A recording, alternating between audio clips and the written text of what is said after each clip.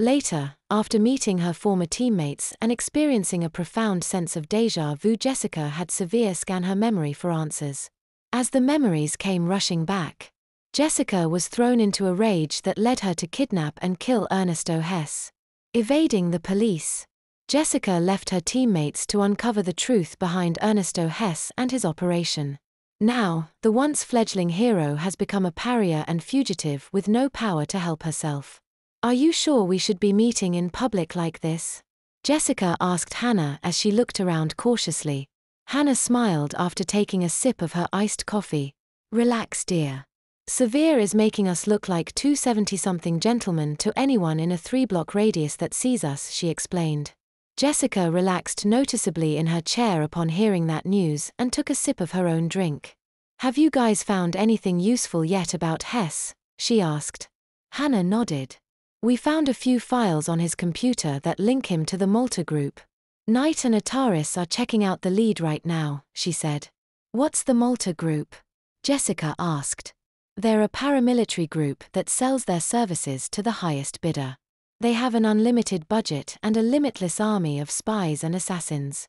They operate under the government's radar, and whenever they're involved in something, it's very serious," Hannah explained. "What would Ernesto Hess have to do with a group like that?" Jessica asked. Hannah shrugged. "I don't know, but whatever he was involved with, it won't be easy to bring it into the light. Malta will see to that," she said. Jessica slumped in her chair with a pout on her face. "So basically there's no telling how long I have to go without using my powers?" she asked. "Oh, don't look so down," Hannah said with a smile. "Until we sort this out. Why don't you hang out at the base and get to know the team a bit better? That way when all of this blows over, everything will be smooth sailing," she said as she got up from her seat. Jessica smiled and nodded. "I think I will," she said and waved to Hannah as she walked away.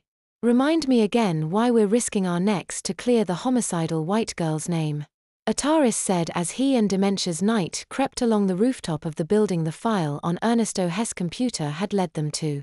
Knight turned to face Ataris. "When we became heroes, we vowed to help anyone in need of assistance.